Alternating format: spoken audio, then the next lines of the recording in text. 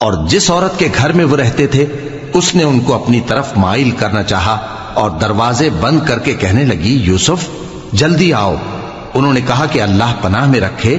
وہ یعنی تمہارے میاں تو میرے آقا ہیں، انہوں نے مجھے اچھی طرح سے رکھا ہے، میں ایسا ظلم نہیں کر سکتا، بے شک ظالم لوگ فلاح نہیں پائیں گے۔ اور اس عورت نے ان کا قصد کیا اور انہوں نے اس کا قصد کیا۔ اگر وہ اپنے پروردگار کی نشانی نہ دیکھتے تو جو ہوتا سو ہوتا۔ یوں اس لیے کیا گیا کہ ہم ان سے برائی اور بے حیائی کو روک دیں، بے شک وہ ہمارے چنے ہوئے بندوں میں سے تھے۔ اور دونوں دروازے کی طرف بھاگے، آگے یوسف پیچھے زلیخا، اور عورت نے ان کا کرتا پیچھے سے پکڑ کر جو کھینچا تو پھاڑ ڈالا، اور دونوں کو دروازے کے پاس عورت کا خاوند مل گیا۔ تو عورت بولی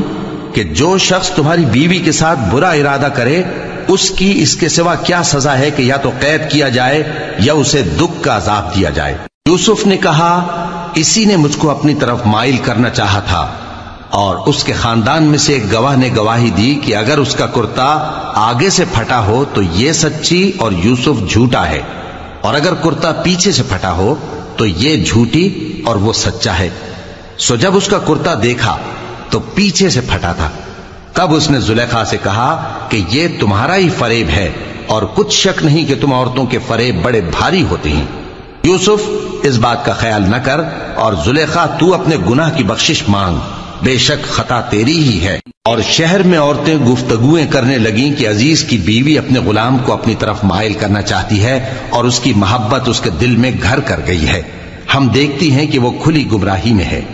پھر جب زلیخا نے ان عورتوں کی گفتگو جو حقیقت میں دیدار یوسف کے لیے ایک چال تھی سنی، تو ان کے پاس دعوت کا پیغام بھیجا اور ان کے لیے ایک محفل مرتب کی، اور پھل تراشنے کے لیے ہر ایک کو ایک ایک چھری دی، اور یوسف سے کہا کہ ان کے سامنے آؤ۔ جب عورتوں نے ان کو دیکھا تو ان کا روب حسن ان پر ایسا چھا گیا کہ پھل تراشتے تراشتے اپنے ہاتھ کاٹ لیے، اور بے ساختہ بول اٹھیں کہ اللہ پاک ہے، یہ آدمی نہیں، یہ تو کوئی بزرگ فرشتہ ہے۔ زلیخا نے کہا، تو یہ وہی ہے جس کے بارے میں تم مجھے تانے دیتی تھیں، اور بے شک میں نے اس کو اپنی طرف مائل کرنا چاہا مگر یہ بچا رہا،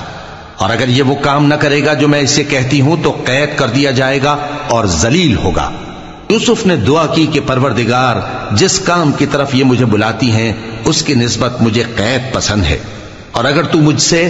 ان کے فریب کو نہ ہٹائے گا تو میں ان کی طرف مائل ہو جاؤں گا اور نادانوں میں سے ہو جاؤں گا۔ پس ان کے رب نے ان کی دعا قبول کر لی اور ان سے عورتوں کا داؤں ٹال دیا، بے شک وہی تو سننے والا ہے، جاننے والا ہے۔